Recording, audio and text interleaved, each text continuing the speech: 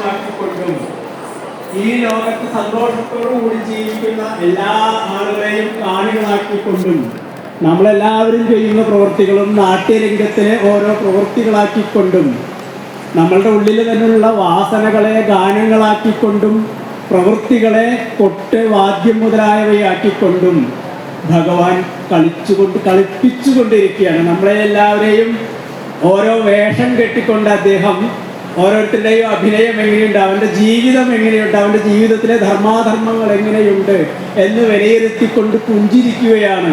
അഭിരമതേ സ്വയം, അദ്ദേഹം സ്വയം എൻജോയ് ചെയ്തുകൊണ്ടിരിക്കുകയാണ്. അങ്ങനെയുള്ള ഭഗവാൻ എന്തിനാണ് ഇത് ചെയ്യുന്നത്? ആ ഭഗവാൻ നമ്മളെ എല്ലാവരെയും രക്ഷിക്കട്ടെ എന്നാണ് അവസാനം പറയുന്നത്. ക്രീഡയൻ സ അസ്തു ഭൂത്യൈ, നമുക്കെല്ലാവർക്കും ഐശ്വര്യത്തിനായിക്കൊണ്ട് ഭവിക്കട്ടെ. അദ്ദേഹത്തിന് ഇതും എഴുതിയത് മേൽപ്പത്തൂർ തന്നെയാണ്.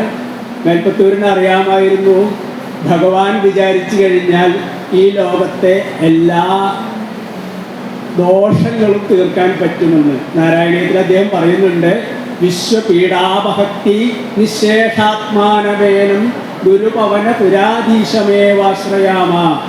നമുക്ക് ഈ വിശ്വത്തിലുള്ള ലോകത്തിലുള്ള എല്ലാ തരത്തിലുള്ള ദുരിതങ്ങളെയും തീർക്കുവാനായിട്ട് ഭഗവാനെ തന്നെ ആശ്രയിക്കാം എന്ന്. അങ്ങനെയാണ് അദ്ദേഹം വളരെ അകലെ തിരുനാവായിൽ നിന്ന് പൊന്നാനിപ്പുഴയിലൂടെ കടലിൽ കടന്ന് ചാവക്കാർ വന്നെത്തി നടന്ന് അന്ന് വളരെ ദിവസങ്ങളെടുത്ത് ഒരു ഓണക്കാലത്താണ് അദ്ദേഹം ഇവിടെ എത്തുന്നത്. അത് കഴിഞ്ഞാണ് 101 ദിവസം ഭജനം ഇരുന്ന് ഇന്നുണ്ടായിട്ടുള്ള ഏറ്റവും നല്ല സ്തോത്രകാവ്യമായ നാരായണീയം, ദ്വേധാനാരായണീയം എഴുതിയതും നാരായണനാണ്.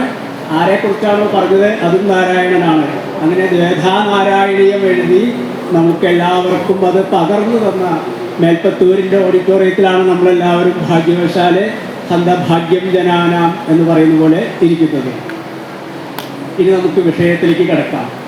ഇത് രാമായണം ധാരാളമായിട്ട് വായിച്ചു കൊണ്ടിരിക്കുന്ന ഒരു മാസമാണ്. അതുകൊണ്ട് ഇപ്പോൾ രാമായണ മാസം എന്ന് പറയുന്നുണ്ട്. എൻ്റെ അഭിപ്രായത്തിൽ എല്ലായ്പ്പോഴും രാമായണ മാസമാണ്. കർക്കിടത്തിൽ മാത്രം വായിക്കേണ്ടത് ഒന്നല്ല രാമായണം. രാമായണം എന്ന് പറയുന്നത് നമ്മുടെ ഓരോ ഞരമ്പുകളിലൂടെയും ഓടുന്ന സംസ്കാരമാണ്. വാസ്തവത്തിൽ രാമൻ സീത എന്നൊക്കെ പറയുമ്പോൾ അത് കഥാപാത്രങ്ങൾ മാത്രമല്ല, നമ്മളുടെ തന്നെ അംശങ്ങളായി മാറിയിരിക്കുകയാണ്. എവിടെ നോക്കിയാലും ഇതിൻ്റെ ആ അലയൊലികൾ കാണാൻ പറ്റും. അതുകൊണ്ട് രാമായണം നമ്മൾ കർക്കിടത്തിൽ മാത്രമായിട്ട് ഒതുക്കരുത്, എല്ലാ കാലത്തും വായിക്കേണ്ടതാണ്. കാരണം പണ്ട് കാലത്ത് സ്കൂളുകളൊന്നുമില്ല, പള്ളിക്കൂടങ്ങളില്ല. അപ്പോൾ നാട്ടാശാന്മാരുടെ വീടുകളിൽ പോയിട്ട് രാമായണം ചൊല്ലി പഠിപ്പിച്ചുകൊണ്ടാണ് അക്ഷരാഭ്യാസം നേടിയിരുന്നത്. നാട്ടാശാന്മാർ രാമായണത്തിലെ കുറച്ച് ഭാഗം സന്ധ്യ നേരത്ത് അവിടെ വന്നിരിക്കുന്ന എല്ലാവർക്കും ചൊല്ലിക്കൊടുക്കും. അവരത് മനോഹരമായിട്ട് ചൊല്ലും. അങ്ങനെയാണ് പണ്ടുള്ള ആൾക്കാർക്ക് രാമായണം ചൊല്ലാൻ വശമായത്. ഇപ്പോൾ പക്ഷെ രാമായണം ചൊല്ലുന്നതിനേക്കാളും ഒരു കാസറ്റ് വെച്ച് ഉറക്കെ വെച്ച് കേൾക്കുക എന്നൊരു രീതിയിലേക്ക് മാറിയിട്ടുണ്ട്. അത് മോശമല്ല, പക്ഷേ അതിൽ നിന്ന് നമ്മൾ തന്നെ അതിനെ സ്വാംശീകരിച്ചുകൊണ്ട് രാമായണം പോലുള്ള അതിമനോഹരമായ കാവ്യം സ്വയം വായിച്ച് ആസ്വദിക്കാൻ, സംഗീതാത്മകമായി തന്നെ വായിച്ച് ആസ്വദിക്കാൻ ശ്രമിക്കുമ്പോഴാണ് രാമായണത്തിൻ്റെ മികവ് മനസ്സിലാവുക. കാരണം കാവ്യം സുഗേയം വളരെ മനോഹരമായിട്ട് പാടാൻ പറ്റിയതാണ് രാമായണം. കാവ്യം സുഗേയം കഥ രാഘവീയം കർത്താവ് തുഞ്ചത്തുളവായ ദിവ്യൻ. എഴുത്തച്ഛനാണിത് എഴുതിയത്. ചൊല്ലുന്നതോ ഭക്തിമയസ്വരത്തിൽ ആനന്ദലബ്ധിക്കിനി എന്തു വേണം. ആ ഒരവസ്ഥയിൽ എത്തണമെങ്കിൽ നമ്മൾ കാസറ്റ് കവിത മാത്രം കേട്ടാൽ പോരാ. സ്വയമേവ രാമായണത്തിലെ കുറച്ച് ഈരടിയെങ്കിലും ദിവസേന ചൊല്ലി ചൊല്ലി, അതും മലയാളത്തിലെ ഏറ്റവും ഹൃദ്യമായ കേക, കാകളി, കളകാഞ്ചി മുതലായ വൃത്തങ്ങളിലാണ് രാമായണം എഴുതിയിട്ടുള്ളത്. കേക എന്ന് പറഞ്ഞു കഴിഞ്ഞാൽ ഏറ്റവും ആവേശമുണ്ടാകുന്ന ഒരു വൃത്തമാണ്. ഇടിവെട്ടിയിടും വണ്ണമ്പിൽ മുറിഞ്ഞൊച്ച കേട്ടു നടുങ്ങി രാജാക്കന്മാർ ഉരകങ്ങളെപ്പോലെ മൈഥിലി മയിൽപ്പേട പോലെ സന്തോഷം പൂണ്ടാർ. ഇത് ചൊല്ലി വരുമ്പോൾ തന്നെ നമ്മുടെ ഉള്ളിലേക്ക് ഇങ്ങനെ ഒരു മാധുര്യം കിനിഞ്ഞിറങ്ങുന്ന പ്രതീതി ഉണ്ടാവും. അതാണ് കേകാരവം പോലെയുള്ള ഒരു വൃത്തമായതുകൊണ്ടാണ് അതിന് കേക എന്ന് പറയുന്നത്. മറ്റൊന്ന് കാകളിയാണ്. കാകളി എന്ന് പറയുന്ന വൃത്തമാണ് ഏറ്റവും ജനകീയമായ വൃത്തം. രാമൻ കൗസല്യയോട് കാട്ടിൽ പോകുന്ന നേരത്ത് പറയാണ്, ഇപ്പോൾ ഭുജിപ്പാനവസരമില്ലമ്മേ, ക്ഷിപ്രമരണ്യവാസത്തിനു പോകണം, മുൾപ്പാടുമൽ കേകയ പുത്രിക്ക് വരങ്ങൾ നൽകിയിടിനേൻ. ഇങ്ങനെ അതിമനോഹരമായ രീതിയിൽ കേകയും കാകളിയും പഠിച്ചു കഴിഞ്ഞാൽ, ചൊല്ലിക്കഴിഞ്ഞാൽ കുറച്ച് ബുദ്ധിമുട്ടാണെങ്കിലും കേൾക്കാൻ ഏറ്റവും രസമുള്ളതാണ് കളകാഞ്ചി എന്ന് പറയുന്നൊരു വൃത്തം. അതിലെ ലഘുവായ അക്ഷരങ്ങൾ ധാരാളം വരുന്നതുകൊണ്ട് കഥയമമ കഥയമമർ കഥകളതിസാദരം കാകുൽസ്ഥലീലകൾ കേട്ടാൽ മതി വരാം. ഇങ്ങനെ ചൊല്ലുമ്പോൾ നാവ് പേരാനും മനോഹരമായി പാട്ടുകൾ പാടാനുമുള്ളൊരു ശീലം വരുന്ന ഒന്നാണ് കളകാഞ്ചി. ഈ 3 വൃത്തങ്ങളിലായിട്ടാണ്, ഈരടികളിലായിട്ടാണ്, കാവ്യാത്മകമായ ദ്രാവിഡ വൃത്തങ്ങളിലാണ് എഴുത്തച്ഛൻ രാമായണം എഴുതിയത്.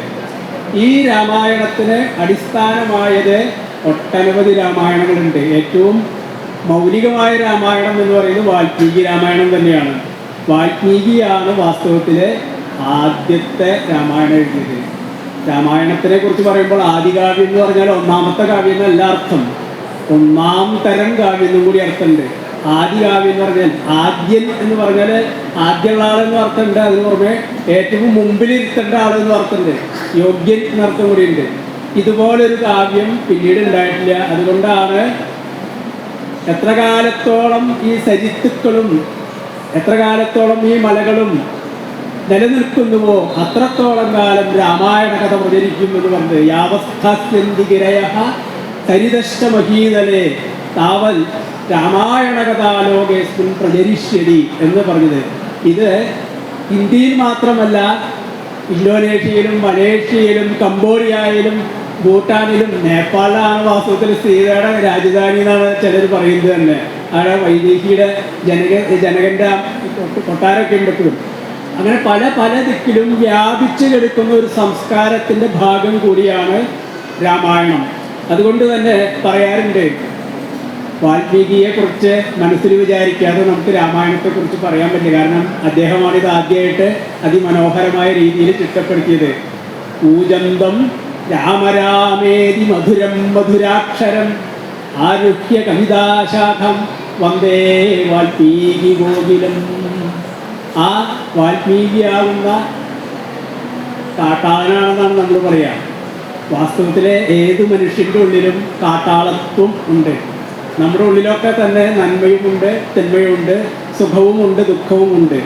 ആദ്യം നമ്മളെ അതിലെ ദുഃഖവും തിന്മയും ഒക്കെ ബലമായിട്ട് അതിലേക്ക് ആകർഷിച്ചു കൊണ്ടുപോകുമ്പോൾ ഒരു സമയത്ത് അരുത് കാട്ടാള എന്ന് പറയും. അപ്പോഴാണ് താൻ ചെയ്തതൊക്കെ തെറ്റാണെന്ന് തിരിച്ചറിഞ്ഞ് മനസ്സിന് ശുദ്ധി വന്നിട്ട് മറ്റൊരാളായിട്ട് മാറുന്നത്. വാസ്തവത്തിൽ വേടനെ കണ്ട് പക്ഷിയെ അമ്പെയ്യുന്ന വേടനെ കണ്ടിട്ടല്ല വാൽമീകിക്ക് മാനസാന്തരം വന്നത്. അദ്ദേഹം തന്നെ കുറേ കാലം പലരെയും കൊന്നും അപഹരിച്ചും സമ്പാദിച്ച് വീട്ടിൽ കൊണ്ടു കൊടുക്കുന്നു. അവരത് ഭാര്യയും മക്കളും സുഖമായിട്ട് കഴിക്കുന്നു. അപ്പോഴാണ് ഈ സപ്തർഷികൾ ആ വഴിക്ക് പോയിട്ട് ചോദിച്ചത്, താൻ ഈ ചെയ്യുന്ന പാപമൊക്കെ തൻ്റെ ഭാര്യയും മക്കളും സ്വീകരിക്കുമോ? അതെനിക്കറിയില്ല, അങ്ങനെ പോയി ചോദിക്കുകയെന്ന് പറഞ്ഞു. അദ്ദേഹം ഭാര്യയുടെ അടുത്ത് പോയി ചോദിച്ചപ്പോൾ നമ്മൾ വിചാരിച്ച് വേടസ്ത്രീയല്ലേ, വിവരമൊന്നും ഉണ്ടാവില്ല എന്ന്. പക്ഷെ അവർ പറഞ്ഞതെന്ന് അറിയോ, താൻ താൻ നിരന്തരം ചെയ്യുന്ന കർമ്മങ്ങൾ താൻ താൻ അനുഭവിച്ചിടുവെന്നേ വരൂ. ഏത് കർമ്മഫലായാലും അത് അവനവൻ തന്നെ അനുഭവിക്കുള്ളൂ. അപ്പോഴാണ് മുനിയുടെ കണ്ണ്, മുനിയല്ല അന്ന് വേടനാണ് അദ്ദേഹത്തിൻ്റെ കണ്ണ് തുറന്നത്. അങ്ങനെയാണ് അദ്ദേഹം താൻ ജീവിച്ചിരുന്ന വഴി ശരിയല്ല എന്ന് തിരിച്ചറിഞ്ഞ് തൻ്റെ ഉള്ളിലുള്ള വേടനെ മാനുഷാദ എന്ന് പറഞ്ഞ് അകറ്റി നിർത്തിയിട്ട് രാമായണം കഥ രചിക്കാൻ തുടങ്ങിയത്. രാമായണം 24,000 ശ്ലോകങ്ങളാണുള്ളത്. അത് തുടങ്ങുന്നത് തന്നെ നാരദനും വാൽമീകിയും തമ്മിലുള്ള സംവാദത്തോടു കൂടിയാണ്. നാരദനോട് വാൽമീകി ചോദിക്കുകയാണ്, ആരാണ് ഈ ലോകത്തിൽ വളരെ ശ്രേഷ്ഠനായിട്ടുള്ള എല്ലാ ഗുണങ്ങളും തികഞ്ഞിട്ടുള്ള ആള്? പൊന്നസ്മിൻ സാമ്പ്രതം ലോകേ ഗുണവാൻ കശ്ച വീര്യവാൻ. അങ്ങനെ കുറേ ചോദ്യങ്ങൾ ചോദിക്കുന്നുണ്ട്. അപ്പോഴാണ് പറഞ്ഞു കൊടുക്കുന്നത്, ഇക്ഷ്വാകു വംശപ്രഭവോ രാമോ നാമ മഹീപതി. ഇക്ഷ്വാകു വംശത്തിൽ ജനിച്ച സൂര്യവംശത്തിൽ ജനിച്ച രാമനാണ് എല്ലാം തികഞ്ഞവൻ എന്ന്. എങ്ങനെയാണ് ഈ രാമൻ എല്ലാം തികഞ്ഞവനായത് എന്ന് പറയുമ്പോഴാണ് രാമന്റെ മഹത്വം നമുക്ക് മനസ്സിലാവുക. നാളെ നിനക്ക് യുവരാജാവായിട്ട് അഭിഷേകമുണ്ട് എന്ന് വ്രതമെടുത്തിരിക്കുമ്പോഴാണ് കാട്ടിലേക്ക് പോവുക എന്ന് പറഞ്ഞത്. അദ്ദേഹം യാതൊരു മടുപ്പുമില്ലാതെ തൻ്റെ അധികാരസ്ഥാനം മുഴുവൻ വേണ്ടാന്ന് വെച്ച് കാട്ടിലേക്ക് പോയി. കാട്ടിൽ പോയ സമയത്താണ് സീതാപഹരണം നടന്നത്. ആ സീതയെ വീണ്ടെടുത്ത് കഴിഞ്ഞപ്പോഴാണ് ജനങ്ങളുടെ അപവാദ ശ്രവണം നിമിത്തം തനിക്ക് ഏറ്റവും പ്രിയപ്പെട്ട തൻ്റെ മനസ്സിനുള്ളിലുള്ള സീതയെ അദ്ദേഹത്തിന് ഉപേക്ഷിക്കേണ്ടി വന്നത്. ഇത് സാധാരണ ആൾക്കാർക്ക് ചെയ്യാൻ പറ്റുന്ന ഒരു കാര്യമല്ല. കാരണം നമ്മളൊക്കെ ജീവിക്കുന്നത് ഒന്ന് ബന്ധുബലം, മറ്റൊന്ന് സ്വത്ത്. ഈ രണ്ട് ബലത്തിലാണ്. ഈ സ്വത്ത് എന്ന് പറയുന്നതാണ് രാജ്യം എന്ന് പറയുന്നത്, ബന്ധുബലം എന്ന് പറയുന്നതാണ് ഭാര്യ എന്ന് പറയുന്നത്. എല്ലാവരും അത് ഭാര്യ മാത്രമല്ല, തന്നാൽ ഭരിക്കപ്പെടുന്ന എല്ലാവരും ഭാര്യമാരാണ്. തനിക്ക് ജീവിക്കാൻ വേണ്ട എല്ലാ വസ്തുക്കളും സ്വത്താണ്. ഈ രണ്ട് സ്വത്തിനെയും രണ്ട് പ്രതിഷ്ഠകളെയും രണ്ട് താങ്ങുകളെയും ഉപേക്ഷിക്കാനുള്ള ധൈര്യമാണ് വാസ്തവത്തിൽ നാം ഇന്നും രാമൻ്റെ അയനത്തിലൂടെ മനസ്സിലാക്കുന്നത്. വാൽമീകി ഏറ്റവും അവസാനം ഉത്തരകാണ്ഡത്തിൽ പറയുന്നത് ഇതം രാമായണം കൃഷ്ണം സീതായാശ്ചരിതം മഹത് എന്നാണ്. ഇത് വാൽമീകിക്ക് മാത്രമേ പറയാൻ പറ്റുള്ളൂ. ആദികാവ്യം എഴുതിയ വാൽമീകി പറയാണ്, ഉത്തരകാണ്ഡത്തിലെ ഏറ്റവും അവസാനത്തെ ഒരു സർഗത്തിൽ പറയുന്നതാണ്, ഈ രാമായണം മുഴുവൻ, ഈ രാമൻ്റെ സഞ്ചാരം മുഴുവൻ, ഈ രാമൻ്റെ ജീവിതത്തിലുള്ള ക്ലേശാനുഭവങ്ങൾ മുഴുവൻ ബേസ് ചെയ്ത് നിൽക്കുന്നത്, അടിസ്ഥാനമായി നിൽക്കുന്നത് വാസ്തവത്തിൽ സീതയിലൂടെയാണ്. ഇത് സീതയുടെ കഥയാണ്. ഇതം രാമായണം കൃഷ്ണം സീതായാശ്ചരിതം മഹത്. കാരണം സീതയെപ്പോലെ ഭൂമിദേവിയുടെ മകളായ, ക്ഷമയുടെ പര്യായമായ, ഒരുപക്ഷെ ഇന്ത്യയിലെ പാതിവൃത്യത്തിൻ്റെ മോഡലായിട്ടുള്ള സീതയെപ്പോലെ മറ്റൊരു കഥാപാത്രത്തിനെ നമുക്ക് ലോക സാഹിത്യത്തിൽ ഒരിടത്ത് പോലും നോക്കിയാൽ കാണാൻ പറ്റില്ല എന്നുള്ളതാണ് ഏറ്റവും വിശേഷം. ഇനി ഇന്നത്തെ വിഷയം എന്ന് പറയുന്നത് സാഹോദര്യത്തിനെ രാമഭരതന്മാരെ മുൻനിർത്തി, പ്രത്യേകിച്ച് രാമഭരതന്മാരെ മുൻനിർത്തി അയോധ്യാകാണ്ഡത്തിലെ ചില ഭാഗങ്ങൾ, എഴുത്തച്ഛൻ എഴുതിയ രാമായണത്തിലെ ചില ഭാഗങ്ങൾ വായിച്ചുകൊണ്ട് ഈ രാമഭരത സാഹോദര്യത്തെക്കുറിച്ചാണ് ഞാൻ പറയുന്നത്. രാക്ഷസന്മാരായിട്ടുള്ള രാവണൻ, വിഭീഷണൻ, കുംഭകർണൻ, അവരുടെ സാഹോദര്യമൊക്കെ ഉണ്ട്, നമുക്കറിയാം. അതിന്ന് പരാമർശിക്കുന്നില്ല. കാരണം രാമായണത്തിൽ ഓരോ ദിവസവും നമ്മൾ ഓരോ വിഷയത്തിനാണ് ഊന്നൽ കൊടുക്കുന്നത്. അപ്പം ഇപ്പോൾ അയോധ്യാകാണ്ഡത്തിൻ്റെ അവസാന ഭാഗമാണ് പ്രധാനമായിട്ട് വരുന്നത്. അതുകൊണ്ട് അക്കാര്യത്തെക്കുറിച്ച് പറയാം. രാമായണം 300-ലധികം ഗ്രന്ഥങ്ങൾ കിട്ടാനുണ്ട്. ദശരഥ ജാതകം എന്ന് പറഞ്ഞ ബൗദ്ധ ജാതക കഥയുണ്ട്, വാൽമീകിയുടെ രാമായണമുണ്ട്, കമ്പരാമായണമുണ്ട്, ആനന്ദരാമായണമുണ്ട്, അത്ഭുതരാമായണമുണ്ട്. കേരളത്തിൽ തന്നെ നിരണം കവികളുടെയും കണ്ണശപ്പണിക്കന്മാരുടെയും കേരളവർമ്മയുടെയും രാമായണമുണ്ട്. പക്ഷേ നമ്മൾ എഴുത്തച്ഛൻ്റെ രാമായണമാണ് കൂടുതൽ വായിക്കാറുള്ളത്, വായിച്ച് ശീലിച്ചു വരുന്നത്. ഈ രാമായണം മുഴുവൻ ഒരൊറ്റ ശ്ലോകം കൊണ്ട് പണ്ടൊരാൾ ഒതുക്കിയിട്ടുണ്ട്. രാമായണത്തിലെ പ്രധാനപ്പെട്ട കാര്യങ്ങളൊക്കെ തന്നെ ഒറ്റ ശ്ലോകത്തിൽ പണ്ട് സംസ്കൃതത്തിലെ ഒരു കവി ഒതുക്കിയിട്ടുണ്ട്. അതിങ്ങനെയാണ്: ആദൗ രാമ തപോവനാദിഗമനം. രാമൻ കാട്ടിലേക്ക് പോകുന്നു. ആദൗ രാമ തപോവനാദിഗമനം ഹത്വാ മൃഗം കാഞ്ചനം. പിന്നെ സ്വർണ്ണമാനെ കൊല്ലുന്നു, മാരീചനെ കൊല്ലുന്നു. വൈദേഹീഹരണം, രാവണൻ സീതയെ അപഹരിക്കുന്നു. ജടായുമരണം, രാവണൻ കൊണ്ടുപോകുന്ന നേരത്ത് ജടായു വരുന്നു, ജടായുവിനെ രാവണൻ കൊല്ലുന്നു. സുഗ്രീവ സംഭാഷണം, രാമൻ ഹനുമാൻ മുഖേന സുഗ്രീവനുമായിട്ട് സഖ്യത്തിലേർപ്പെടുന്നു. ബാലീ നിഗ്രഹണം, ബാലിയെ സുഗ്രീവന് വേണ്ടി വധിച്ച് രക്ഷിക്കുന്നു. സമുദ്രതരണം, ലങ്കയിലേക്ക് ചിറകെട്ടി സമുദ്രതരണം. ലങ്കാപുരീദാഹനം, ലങ്കാപുരി മുഴുവൻ നശിപ്പിക്കുന്നു. പശ്ചാത് രാവണ കുംഭകർണ നിഹനനം, അവസാനം രാവണനെയും കുംഭകർണനെയും കൊല്ലുന്നു. ഏതദ്ധ്യ രാമായണം. ഇതാണ് രാമായണത്തിൻ്റെ തത്വം സംഗ്രഹിച്ച് പറഞ്ഞാലെന്ന് ഒരു മഹാപണ്ഡിതനായിട്ടുള്ള ഒരാൾ പറയുന്നുണ്ട്. മേൽപ്പത്തൂരും നാരായണീയത്തിലെ 35-36 ദശകങ്ങളിലായിട്ട് രാമായണ കഥയാണ് പറയുന്നത്. അതിൽ ആദ്യത്തെ 20 ശ്ലോകങ്ങളിൽ രാമായണം മുഴുവൻ ഭംഗിയായിട്ട് ഒതുക്കുകയാണ് അദ്ദേഹം ചെയ്യുന്നത്. ഗീർവാണൈരർത്ഥ്യമാനോ ദശമുഖനിധനം, ദശമുഖനെ കൊല്ലണമെന്ന് വിഷ്ണുവിൻ്റെ അടുത്ത് ദേവന്മാരും ബ്രഹ്മാവും ഒക്കെ ചെന്ന് പറഞ്ഞപ്പോൾ അത് കേട്ടിട്ട് അന്ന് വാനരന്മാരോടുകൂടി അപ്പോൾ അവതരിച്ചതാണ് അയോധ്യയിലെ ഈ ഋഷ്യശൃംഗൻ വന്ന് പായസമൊക്കെ യാഗം നടത്തി കൊടുത്തു കഴിഞ്ഞപ്പോൾ അതിൽ മക്കളായിട്ട് ത്വമപി ഭരതേനാപി ശത്രുഘ്നനാംന എന്ന് പറഞ്ഞ് ആദ്യത്തെ ശ്ലോകത്തിൽ പറയുന്നത്. മേൽപ്പത്തൂരിൻ്റെ ഏറ്റവും വൈഭവം പക്ഷേ അതിൽ വരുന്നത് സുന്ദരകാന്ഡ കഥ മുഴുവൻ ഒരൊറ്റ ശ്ലോകം കൊണ്ട് അതിമനോഹരമായിട്ട് അദ്ദേഹം ഒതുക്കി എന്നുള്ളതാണ്. ത്വദ്വാർത്താകർമ്മനോദ്യദ്ഗരുദുരു ജവസമ്പാദി സമ്പാദി വാക്യപ്രോത്തീർണാർണോദി അന്തർനഗരി ജനഗജാം വീക്ഷ്യ ദത്വാങ്കുലീയം പ്രക്ഷുദ്യോദ്യാനം അക്ഷക്ഷപണ ചണരണ സോടബന്ധോദശാന്ത്യം ദൃഷ്ട്വാ പുഷ്ട്വാ ച ലങ്കാം ഝടിതി സ ഹനുമാൻ മൗലിരത്നം ദദൗദേ.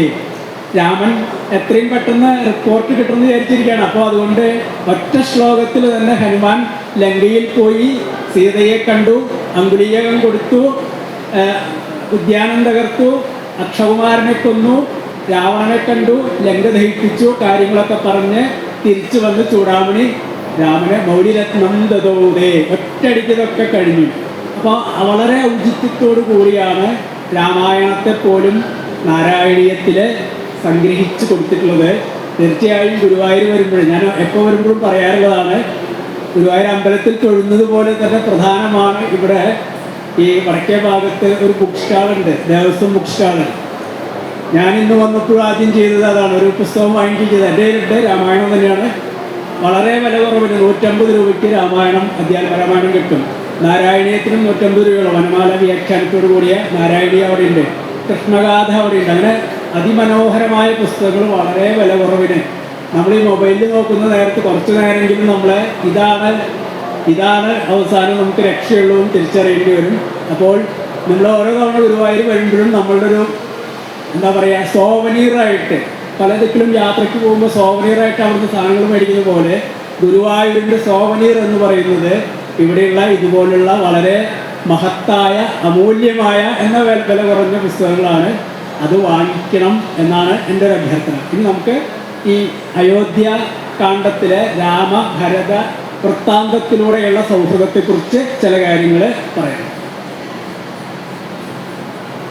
രാമൻ്റെ അഭിഷേകം മുടങ്ങുന്ന സമയത്ത് ഭരതൻ അവിടെ ഉണ്ടായിരുന്നില്ല.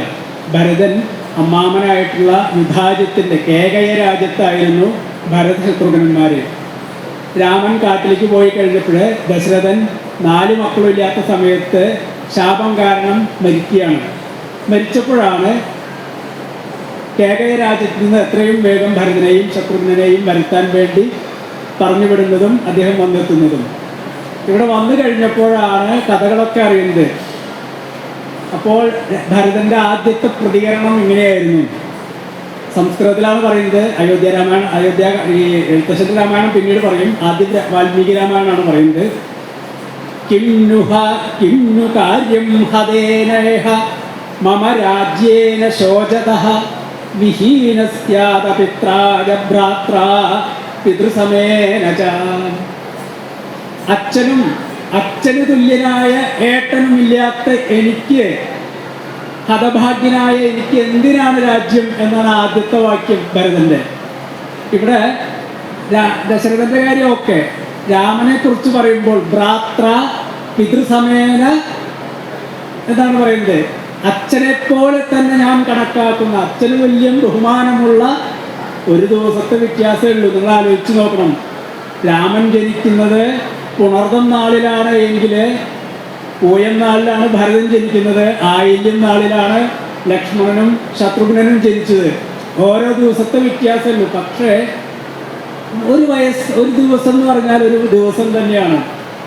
അത് ചേട്ടനെയും അനുജനെയും ജ്യേഷ്ഠനെയും അനുജനെയും തീരുമാനിക്കുന്ന കാര്യത്തിൽ വളരെ പ്രധാനമാണ്.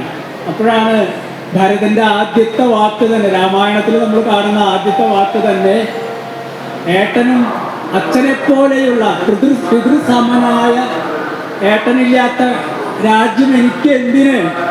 ഇവിടെ ഭരതൻ ആരാണ്, രാമൻ ആരാണ്, അവരുടെ സൗഹൃദം എന്താണ് എന്ന് നമുക്ക് ഒരൊറ്റ വാക്കിലൂടെ, പിതൃസമേന എന്നുള്ള ഒരൊറ്റ വാക്കിലൂടെ വാൽമീകി പറഞ്ഞു തരുന്നുണ്ട്.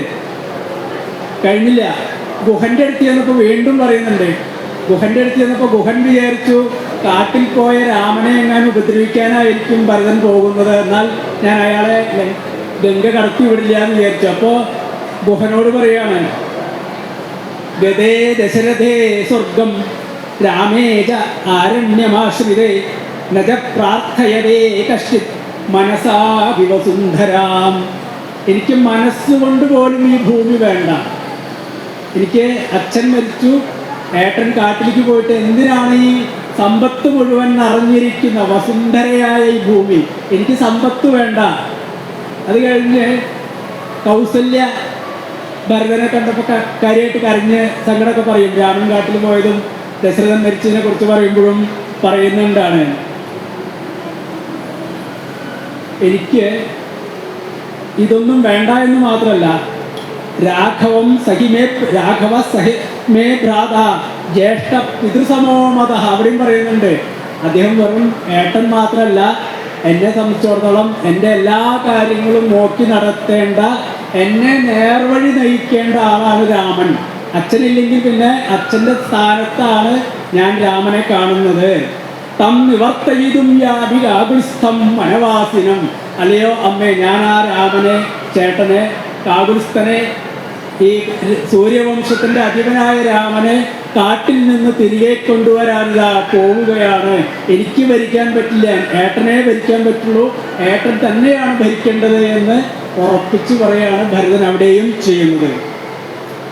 കഴിഞ്ഞില്ല, ഏട്ടൻ കാട്ടിൽ വളരെ ക്ലേശിച്ച് വെറും നിലത്തൊക്കെയാണ് കിടക്കുന്നത്, അല്ലെങ്കിൽ വെറും പുല്ലൊക്കെ വിരിച്ചിട്ടാണ് കിടക്കുന്നത്. അതുകൊണ്ട് ഞാൻ ഇവിടെ പോലും ആ രീതിയിൽ മാത്രമേ ജീവിക്കാൻ ഉദ്ദേശിച്ചിട്ടുള്ളൂ. അദ്യപ്രവൃത്തി ഭൂമൗതു ശൈഷ്യേ, ഞാൻ വെറും തറയിലാണ് കിടക്കുന്നത്. അഹം തൃണേഷുവ, അല്ലെങ്കിൽ വെറും പുല്ല് വിരിച്ച് ദർഭ വിരിച്ച് കിടക്കും. ഫലമൂലാശനോ, വെറും പഴങ്ങളും വേരുകളും കിഴങ്ങുകളൊക്കെ മാത്രം തിന്ന്. നിത്യം ജടാചീരാനി ധാരയൻ, ഞാൻ ജടയും മരമുരിയും ധരിച്ച് രാമൻ എങ്ങനെയാണോ കാട്ടിലെ അതുപോലെ തന്നെയാണ് ഞാൻ ജീവിക്കാൻ പോകുന്നത്. ഇത്ര രാജ്യ ഐശ്വര്യങ്ങൾ തൻ്റെ മുമ്പിൽ വരുമ്പോൾ സാധാരണ ഒരു മനുഷ്യനും പറയാൻ പറ്റില്ല, അത് ഭരതൻ മാത്രമേ പറയാൻ പറ്റുള്ളൂ.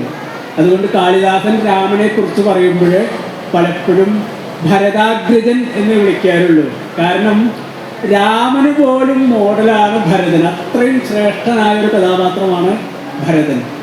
രാമൻ യുദ്ധമൊക്കെ കഴിഞ്ഞ് സീതയുമായി മടങ്ങി വരുമ്പോൾ 6 മാസത്തോളം രാവണൻ്റെ കൊട്ടാരത്തിലെ അശോകവനികയിൽ താമസിച്ച സീത ഒരിക്കൽ പോലും രാവണന് വശംവദയായില്ല എന്ന് മാത്രമല്ല, സീതയുടെ ചാരിത്രശുദ്ധി കൊണ്ട് രാവണൻ്റെ അടുത്തേക്ക് വരാൻ പോലും പറ്റിയില്ല. അത്രയ്ക്കും ശ്രേഷ്ഠയായ സീതയും ഇവിടെ 14 കൊല്ലം ഏട്ടനു വേണ്ടി സാകേതോപവനത്തിലെ പുല്ല് തറയിൽ കിടന്ന് ഫലമൂലങ്ങൾ മാത്രം കഴിച്ച് ജട കെട്ടിയിരിക്കുന്ന ഭരതനും തമ്മിൽ സീതാദേവിയുടെ മുമ്പിൽ ഭരതൻ നമസ്കരിക്കുന്നുണ്ട്. അപ്പോൾ രണ്ടാളെയും കുറിച്ച് കാളിദാസൻ പറയുന്നത് ഇങ്ങനെയാണ്: ലങ്കേശ്വര പ്രണതി ഭംഗ ദൃഢവ്രതം യത് വന്ധ്യം യുഗം ചരണയോർ ജനകാത്മജായ. രാവണൻ്റെ സമ്പത്ത് നിറയെയുള്ള രാവണൻ്റെ തലകുനിച്ചിലിന് ഒരിക്കലും ഒരു പുല്ല് പോലും വില വയ്ക്കാത്ത സീതയുടെ ആ കാലടികളും, അത് ജ്യേഷ്ഠാനുവൃത്തി ജഡിലം ച തപോസ്യ ശിരോസ്യ സാധോ, ജ്യേഷ്ഠനെ അനുകരിച്ചുകൊണ്ട് ജടാമകുടങ്ങൾ ധരിച്ച് വൽക്കലം ധരിച്ച ഈ ഭരതൻ്റെ തലമുടിയും തമ്മിൽ, കാലും തലമുടിയും ചേർന്നപ്പോൾ അന്യോന്യ പാവനമഭൂത്, രണ്ടും അങ്ങോട്ടും ഇങ്ങോട്ടും പരിശുദ്ധമായി എന്നാണ് പറയുന്നത്. അത്രയും രാമനും സീതയ്ക്കും ഭരതനും പവിത്രത എന്ന് പറഞ്ഞാൽ എന്താണെന്ന് പറഞ്ഞാൽ മനസ്സിലാവില്ല, അനുഭവം കൊണ്ട് കിട്ടുള്ളൂ. അതാണ് ഭരതാഗ്രജനായ രാമൻ എന്നാണ് പലപ്പോഴും കാളിദാസൻ രാമനെ കുറിച്ച് പോലും പറഞ്ഞത്. കാരണം ഇതുപോലെ ഒരു അനുജനെ ഇനിയൊരു ചേട്ടനും കിട്ടില്ല. ഇത് കഴിഞ്ഞ് എല്ലാം കഴിഞ്ഞ് മടങ്ങി വന്നിട്ടും ഭരതനോ ഭരതൻ്റെ മക്കളോ അവകാശം ചോദിക്കുന്നില്ല. ഇവിടെ നിങ്ങളൊരു കാര്യം കൂടി മനസ്സിലാക്കണം. വാസ്തവത്തിൽ ഞാൻ മുമ്പേ പറഞ്ഞു, ഇവിടെ എഴുതി വെച്ച ശ്ലോകത്തിൽ ഇത് മുഴുവൻ ഒരു നാട്യവേദിയാണ്. നമ്മളൊക്കെ നാടക നടന്മാരാണ്. നമ്മളുടെ റോള് കഴിഞ്ഞാൽ നമ്മൾ പുറത്തു പോകും, മരിച്ചു പോകുന്ന അർത്ഥം. ശരിയായി തൻ്റെ ഭാവം തീർന്നു കഴിഞ്ഞാൽ പിരിയണം ഉടൻ, അല്ലേ എന്നാണ് പറഞ്ഞിരിക്കുന്നത്. നാട്യശാലയിൽ നിന്ന് നമ്മൾ പിരിഞ്ഞു പോകണം. അങ്ങനെ പിരിഞ്ഞു പോകേണ്ട വെറും നടന്മാർ മാത്രമാണ് നമ്മൾ. രാമായണത്തിലെ ഓരോ കഥാപാത്രങ്ങളും അതുപോലെ ഓരോ നടന്മാർ തന്നെയാണ്. കൈകേയി മന്ദര എന്നൊക്കെ പറയുമ്പോൾ നമുക്ക് വളരെ ദേഷ്യം തോന്നും. കാരണം രാമനെ കാട്ടിലേക്ക് അയച്ചത് അവരല്ലേന്ന്. പക്ഷേ പുത്തേഴത്ത് രാമായണം പറയുന്നത് അന്ന് കൈകേയിക്ക് അങ്ങനെ ചെയ്തില്ലായിരുന്നെങ്കിൽ രാവണന്റെ വധം പോലും നടക്കില്ലായിരുന്നു. അപ്പോൾ ഓരോരുത്തരുടെയും നാവിൽ ആ സമയത്ത് സരസ്വതി വന്ന് വിളയാടുന്നത് കൊണ്ടാണ് ഇങ്ങനെയൊക്കെ അവർക്ക് പറയാൻ തോന്നിച്ചത്. കാരണം ഭരതൻ കാട്ടിലേക്ക് രാമനെ കൊണ്ടുവരാൻ പോകുമ്പോൾ ഏറ്റവും മുമ്പിട്ട് ഇറങ്ങിയ ഒരാൾ കൈകേയിയായിരുന്നു. ആ രാമന്റെ യുവരാജാവും ആകുമെന്നുള്ള വൃത്താന്തം കേട്ടപ്പോൾ മന്ദരയ്ക്ക് രത്നമാല എടുത്തു കൊടുത്തത് കൈകേയിയായിരുന്നു. പിന്നീട് കുറച്ച് സമയത്തേക്ക് തലതിരിഞ്ഞു പോയെങ്കിലും അവൾ വീണ്ടും മനസ്സ് മാറുന്നുണ്ട്. രാവണൻ പോലും ശൂർപ്പണഖ മൂക്കും മൊഴിയും ചെവിയൊക്കെ മുറിഞ്ഞ് വിരൂപയായിട്ട് ചെന്നു കഴിഞ്ഞപ്പോൾ രാവണൻ ഒറ്റയ്ക്കിരുന്ന് ആലോചിക്കുകയാണ്. ഒറ്റയ്ക്കിരുന്ന് ആലോചിച്ചിട്ട് പറഞ്ഞു, രാമൻ്റെ അടുത്ത് ഞാൻ ചെന്ന് അടിയറവ് പറഞ്ഞാൽ അത് രാമനും എനിക്കും മോശമാണ്. കാരണം ഞാൻ അത്രയും വീരനായിട്ടുള്ള ഒരാളാണ്, രാമൻ അതിനേക്കാളും കേമനായിട്ടുള്ള ഒരാളാണ്.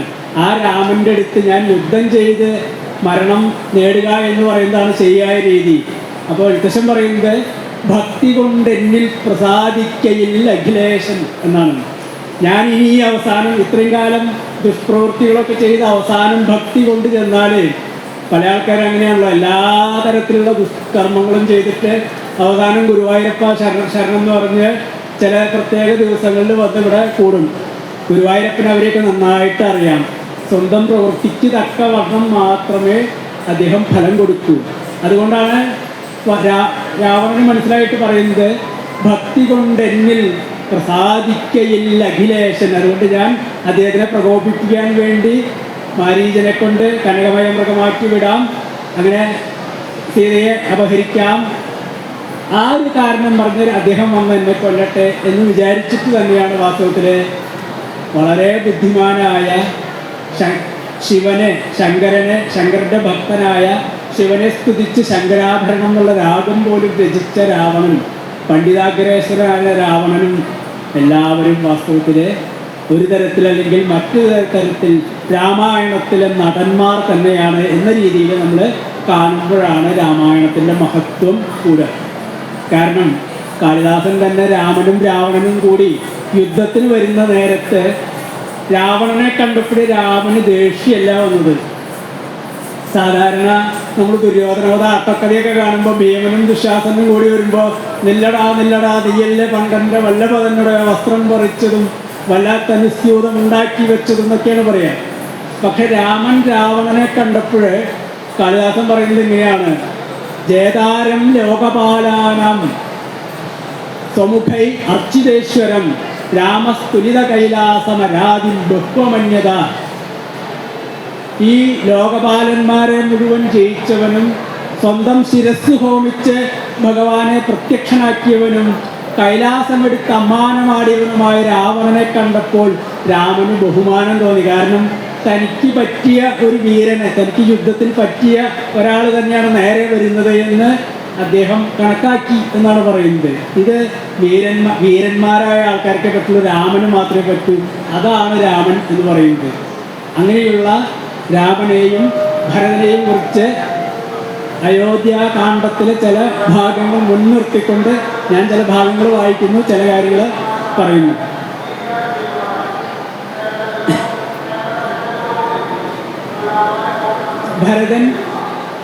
ദശരഥൻ മരിച്ചതറിഞ്ഞ് കൊട്ടാരത്തിൽ മടങ്ങിയെത്തിയപ്പോൾ തനിക്ക് രാജാധികാരം കിട്ടും എന്നറിഞ്ഞപ്പോൾ ഞാനിതൊന്നും വേണ്ട എന്ന് വെക്കുന്ന സമയത്ത് വസിഷ്ഠൻ അദ്ദേഹത്തിനോട് പറയുന്നുണ്ട്, രാമൻ കാട്ടിലേക്ക് പോയി അച്ഛൻ നിങ്ങൾക്കാണ് അധികാരം തരാൻ ഏൽപ്പിച്ചിരിക്കുന്നത് കൊണ്ട് നിങ്ങൾ രാജാവായേ പറ്റൂ എന്ന് പറയാണ്.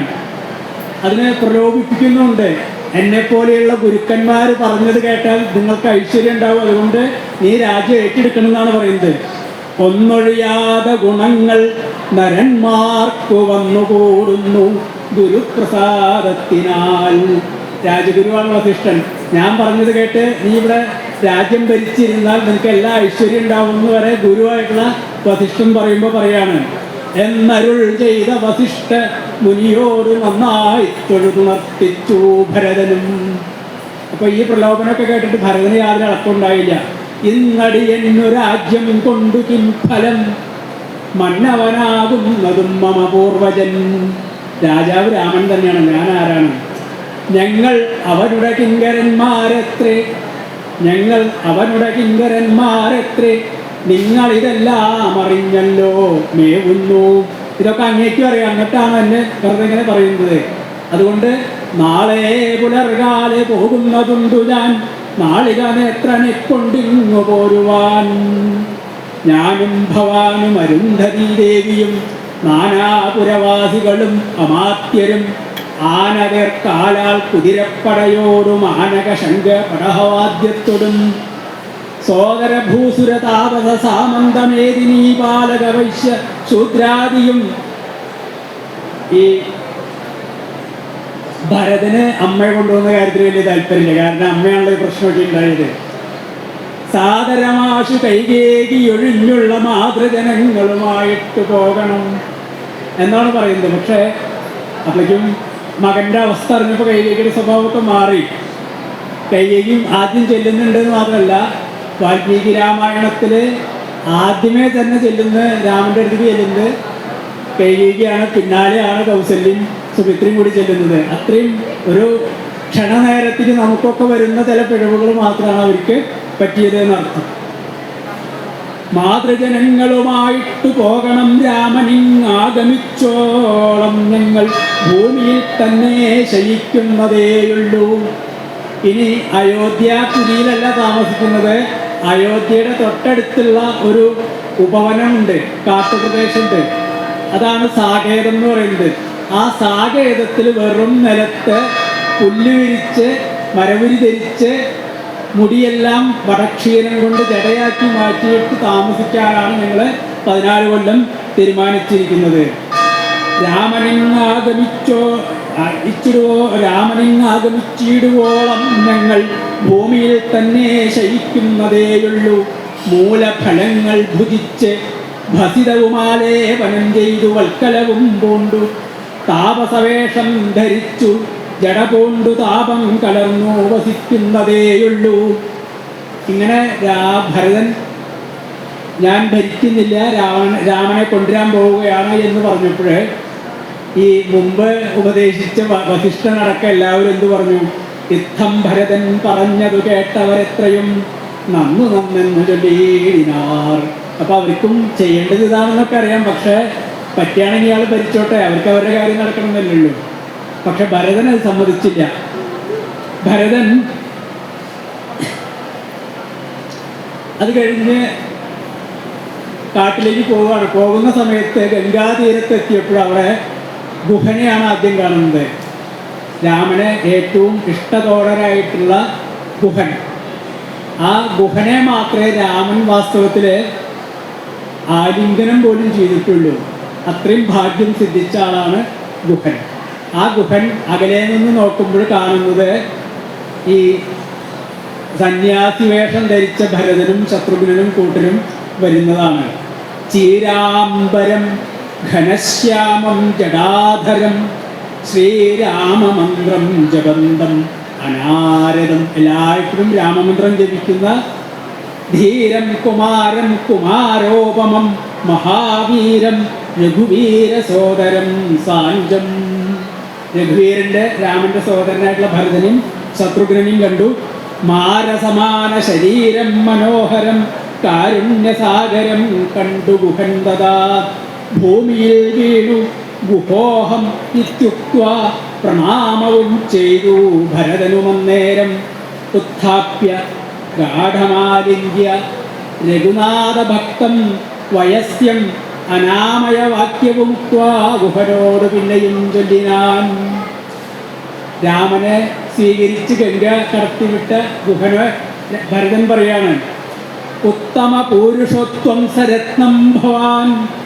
വെറും നിഷാദ രാജാവായിട്ടുള്ള ഗുഹ അങ്ങ് ഉത്തമ പൂരുഷോത്വം സരത്നം ഭവാൻ ആലിംഗനം ചെയ്തു വല്ലോ ഭവാനെ. ഏകാലംബന ഭൂതനാകിയ രാഘവൻ, ഈ ലോകത്തിന് മുഴുവൻ ആലംബനായിട്ടുള്ള രാമൻ നിന്നെ മാത്രമേ ആലിംഗനം ചെയ്തിട്ടുള്ളൂ. ലക്ഷ്മി ഭഗവതി ദേവിക്കൊഴിഞ്ഞു സിദ്ധിക്കുമോ മറ്റൊരുവർക്കും അതോർക്ക നീ. ലക്ഷ്മിക്കല്ലാതെ ഈ ആലിംഗനം വേറെ ആർക്കെങ്കിലും കിട്ടുമോ? വാസ്തവത്തിൽ നിനക്ക് അതിനുള്ള ഭാഗ്യമുണ്ടായല്ലോ. അത് കഴിഞ്ഞ് ഭരതൻ പിന്നീട് ചോദിക്കുന്നതാണ് ഭരതൻ്റെ ആ മനസ്സിൻ്റെ നിഷ്കളങ്കത കാണിക്കുന്നത്. സോദരനോടും ജനകാത്മജയോടുമോ ഏതൊരിടത്ത് നിന്നൻപോടു കണ്ടിരു രാമനെ നീ, അവൻ എന്തു പറഞ്ഞതും നീ മുതാ രാമനോടെന്തോന്നു ചൊന്നതും. കഴിഞ്ഞില്ല. യാതൊരിടത്തുറങ്ങി രഘുനായകൻ സീതയോടും കൂടി നീ അവിടം മുതാ കാട്ടിത്തരികെന്നു കേട്ടു ഗുഹന്തതാ വാട്ടമില്ലാത്തൊരു സന്തോഷതേജസ. ഭക്തൻ ഭരതൻ അത്യുത്തമനെന്ന് തൻ ചിത്തേ നിരൂപിച്ചുടൻ നടന്നിടിനാൻ. ഒരൊറ്റ ക്ഷണം കൊണ്ട് ഗുഹന്റെ മനസ്സ് മാറ്റാൻ ഭരതന് പറ്റി. ഭരതനും ശത്രുഘ്നനൊക്കെ കൂടി ചതുരംഗപ്പടയോടുകൂടി വരണ കണ്ടപ്പോൾ കാട്ടിലുള്ള രാമനെയും ലക്ഷ്മണനെയൊക്കെ ഉപദ്രവിക്കാൻ വരുവാകുമെന്ന് വിചാരിച്ചിട്ട് തയ്യാറെടുത്ത് നിന്ന ഗുഹൻ ഭരതൻ്റെ ഈ 4 വാക്യങ്ങൾ കേട്ടപ്പോഴേക്കും പറയാണ്, ഭക്തൻ ഭരതൻ അത്യുത്തമൻ. ഭരതനെ കുറിച്ച് മുമ്പ് നമ്മൾ പിടികിട്ടിയിട്ടുണ്ട്. എന്താണ്? പിതൃസമനായ രാമൻ എന്ന് മുമ്പ് പറഞ്ഞിട്ടുണ്ട്. എനിക്ക് അച്ഛനെ പോലെ തന്നെയാണ് രാമൻ എന്ന് ഭരതനെ കുറിച്ച് നമ്മൾ മുമ്പ് കണ്ടിട്ടുണ്ട്. ആ ഭരതനെ കുറിച്ച് ആദ്യം കാണുമ്പോൾ തന്നെ വിലയിരുത്താൻ പറ്റുകയാണ് ഗുഹനെ. ഇദ്ദേഹത്തെ പോലെ ഭക്തനായിട്ട് വേറെ ഒരാൾ എവിടെ ഉണ്ടാവുക എന്നാണ് ചോദിക്കുന്നത്.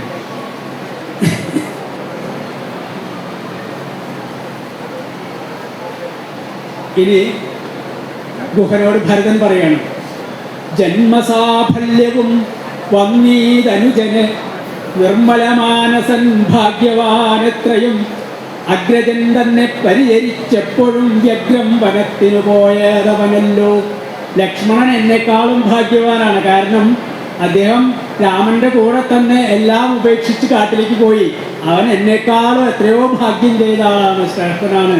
അന്ന് ഞാനുണ്ടായിരുന്നെങ്കിൽ ഇതൊന്നും സംഭവിക്കില്ലായിരുന്നു. വാസ്തവത്തിൽ നമ്മൾ പലപ്പോഴും രാമായണം വായിക്കുമ്പോൾ വരികൾക്കിടയിലൂടെ കൂടി വായിക്കാത്തതിൻ്റെ ചില പ്രശ്നങ്ങളുണ്ട് എന്ന് കാണാം. കൈകേയി രാമൻ കാട്ടിലേക്ക് പോകണം, ഭരതൻ രാജാവാകണം എന്നല്ല വരം ചോദിച്ചത്. അങ്ങനെയാണെങ്കിൽ ഏത് സ്ത്രീയെപ്പോലെയും കണക്കാമായിരുന്നു. രാമൻ 14 കൊല്ലം കാട്ടിൽ പോകണം, ഭരതൻ ആ സമയത്ത് രാജാവാകണം എന്നാണ് പറഞ്ഞത്. അതിന് കാരണം എന്താണെന്ന് വിചാരിച്ചാൽ ദശരഥന് മക്കളുണ്ടായിരുന്നില്ല. അങ്ങനെയുള്ള യാഗമൊക്കെ നടത്തി പുത്രകാമേഷ്ടി നടത്തി 4 മക്കൾ ഒരുമിച്ചുണ്ടായത്. മക്കളുണ്ടാവില്ല എന്നുള്ള തെറ്റിദ്ധാരണയിൽ ഏറ്റവും വൈകിട്ടാണ് കൈകേയിയെ കേകയ രാജ്യത്ത് പോയിട്ട്, ഇന്ന് അഫ്ഗാനിസ്ഥാനിൽ പെടും, അവിടെ വരെ പോയിട്ട് യുധാജിത്തിൻ്റെ പെങ്ങളായിട്ടുള്ള പ്രായം കുറഞ്ഞ ഈ കൈകേയിയെ വിവാഹം കഴിക്കുന്നത്. അപ്പോൾ ഒരു വരല്ല പറയുന്നുണ്ട്, ഇവൾക്ക് മക്കളുണ്ടാവുകയാണെങ്കിൽ രാജാവാക്കിക്കൊള്ളാമെന്നൊരു വരം കൊടുത്തിരുന്നു. ഇത് രാമൻ ഭരതനോട് പറയുന്നുണ്ട് പിന്നീട്. എന്താണ് വരം? ഭരതനെ രാജാവാക്കിക്കൊള്ളാമെന്നൊരു വരം കൊടുത്തിരുന്നു. ഭരതനെന്നല്ല, കൈകേയിക്കുണ്ടാവുന്ന മകനെ. ആ സത്യം പാലിക്കാൻ വേണ്ടിയിട്ടാണ് ദശരഥൻ നേരിട്ട് ഭരതന് അധികാരം കൊടുക്കുകയും ദശരഥന്റെ മരണശേഷം കുറച്ചു കാലം കഴിയുമ്പോൾ രാമൻ വീണ്ടും തിരിച്ചു വന്ന് അധികാരം ഏൽക്കുകയും ചെയ്യുക. ആ ഒരു ബുദ്ധിയോട് കൂടിയിട്ടാണ് 14 സംവത്സരം എന്ന് വാസ്തവത്തിൽ പറഞ്ഞത്. അല്ലെങ്കിൽ സാധാരണ എല്ലാവരും രാമൻ കാട്ടി പോട്ടെ എൻ്റെ മോൻ രാജാവാകട്ടെ എന്ന് പറയുള്ളൂ. പക്ഷെ 14 കൊല്ലം എന്ന് വൃത്തിയായിട്ട് പറയുന്നുണ്ട്, എല്ലാ രാമായണത്തിലും പറയുന്നുണ്ട്. അപ്പോൾ നമ്മൾ പലപ്പോഴും ഒരാളെ ദുഷിച്ച് പറയുമ്പോൾ, ഞാൻ കൈകേയിക്ക് നന്നാക്കാൻ പറയുന്നതല്ല കേട്ടോ, കാരണം ഒരാളെ നന്നാക്കാൻ ഉദ്ദേശമൊന്നുമില്ല, എല്ലാവരും നല്ലവരാണെന്നുള്ള അഭിപ്രായക്കാരൻ തന്നെയാണ്. രാമനും രാവണനും എല്ലാം കഥാപാത്രങ്ങളാണ്, അതുകൊണ്ട് എല്ലാവരും നല്ലവരാണ്. പക്ഷേ ഭരതൻ എന്ന് പറഞ്ഞു കഴിഞ്ഞാൽ ഇതിനൊക്കെ മുകളിൽ നിൽക്കുന്ന ഒരാളാണ്. കാരണം ഇത്രയ്ക്കും ത്യാഗം അനുഷ്ഠിക്കാനും അധികാരം കിട്ടിയിട്ട് പോലും സന്യാസവേഷത്തിൽ 14 കൊല്ലം രാമനെ പ്രതീക്ഷിച്ച് ജീവിക്കാനും ഭരതനല്ലാതെ വേറൊരാൾക്കും പറ്റുമെന്ന് തോന്നുന്നില്ല. അതിന്റെ കാരണം പിന്നീട് നമ്മൾ പറയും. ജന്മസാഫല്യവും വന്നീതനുജനു നിർമ്മലമാനസൻ ഭാഗ്യവാനെത്രയും അഗ്രജൻ തന്നെ പരിചരിച്ചപ്പോഴും വ്യഗ്രം വനത്തിനു പോയത് ലക്ഷ്മണനല്ലോ. ശ്രീരാമദാസദാസന്മാർക്കു ദാസനായ ആരൂഢഭക്തി പൂണ്ടേഷനാനും. ഭരതന്റെ അവസ്ഥയാണ് പറയുന്നത്. ശ്രീരാമദാസദാസന്മാർക്കു ദാസനായി, രാമന്റെ ദാസന്മാരുടെ ദാസന്മാരുടെ ദാസന്മാർക്ക് ദാസനായിട്ട്, ശ്രീരാമദാസദാസന്മാർക്കു ദാസനായി ആരൂഢഭക്തി പൂണ്ടേഷനാനും സദാ നിത്യവും സേവിച്ചു കൊള്ളുവനെന്നാൽ വരും മത്യജന്മത്തിൻ ഫലമെന്ന നിർണയം. ചൊല്ലു നീ എന്നോടെവിടെ വസതി കൗസല്യ തനയൻ, അവിടേക്കു വൈകാതെ ചെന്നു ഞാനിങ്ങു കൂട്ടിക്കൊണ്ടു പോരുവനെന്നു കേട്ടു. വഹനു പുര ചെയ്താൻ മംഗളാദേവതാവല്ലഭൻ തങ്കൻ ഇങ്ങനെയുള്ളൊരു ഭക്തിയുണ്ടാകയാൽ പുണ്യമവന്മാരിൽ വെച്ചഗ്രേസരൻ ഭവാൻ. വീണ്ടും സർട്ടിഫിക്കറ്റ് കൊടുക്കുകയാണ് ഗുഹൻ. അങ്ങേപ്പോലെ ഒരാളുണ്ടാവില്ല. അപ്പോൾ ഭരതൻ എങ്ങനെയൊക്കെ ശ്രേഷ്ഠനാണെന്ന് നമുക്ക് ഈ പറഞ്ഞതിൽ നിന്ന് തന്നെ, ഏട്ടനാണെങ്കിലും സാഹോദര്യ സ്നേഹത്തെക്കാൾ ഉപരി ഏട്ടനോടുള്ള ഭയഭക്തി ബഹുമാനങ്ങളാണ് കാണുന്നത്.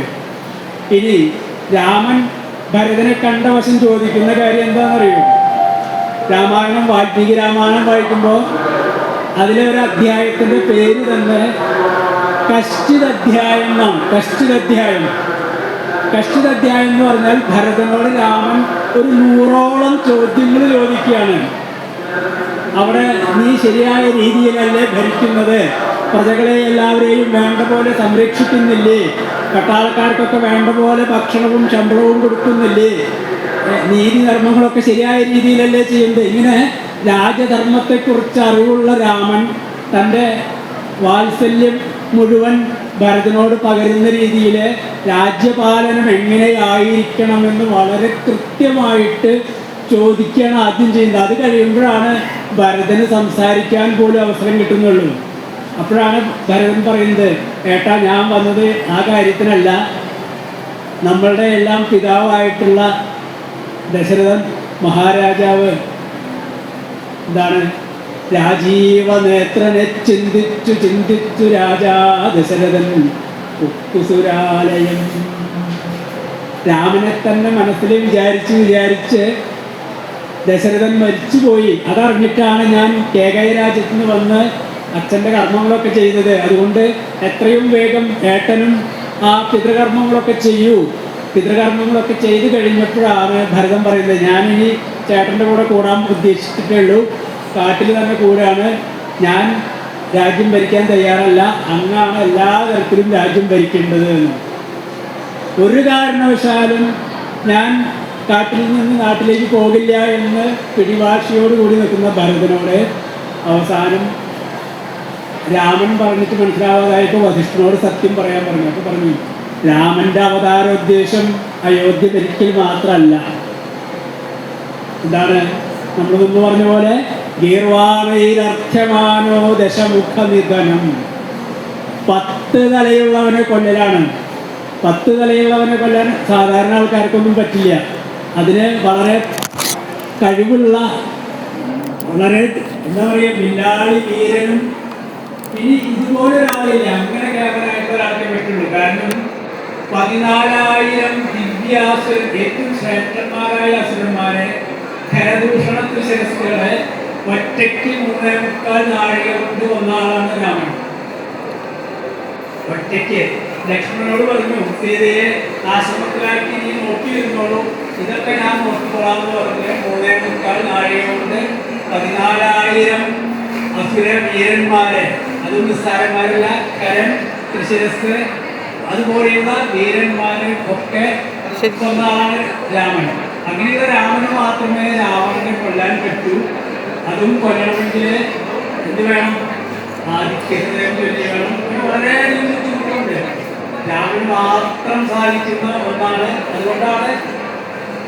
ഗിർവാണയിൽ അത്യമാനവും ദശമുഖനിധനം എന്ന് പറയുന്നത് 10 തലയുള്ളവരുടെ രാവണന്റെ കൊല്ലാതെ പറയുന്നത് 10 തലകളുള്ള അത്രയും ഗുണപ്രദരായിട്ടുള്ള എന്തിനും പോകുന്ന രാവണനെ കൊല്ലാനുള്ള കഴിവ് രാമന് മാത്രമേ ഉള്ളൂ. ആ രാമന്റെ അവതാരോദ്ദേശം തന്നെ ഭഗവാന്റെ അവതാരോദ്ദേശങ്ങൾ ഓരോന്നും ഉദ്ദേശിക്കുന്നത്. അപ്പൊ രാമനായിട്ട് അവതരിച്ചത് രാവണനെയും കുംഭകർണനെയും വസുരന്മാരെയും കൊണ്ട് ഭൂമിയുടെ ഭാരം കുറയ്ക്കുകയാണ്. പോയി രാമൻ മാത്രം എന്നാണ് പറയുന്നത്. അയ്യോ എനിക്ക് പിടിച്ചേക്കാൻ പറ്റില്ല, ഒരു ജോലിയുണ്ട്, പിടിച്ചേക്കാൻ പറ്റില്ല. കാര്യം ചെയ്തോണ്ട് 2 മിനിറ്റ് മതിയോ?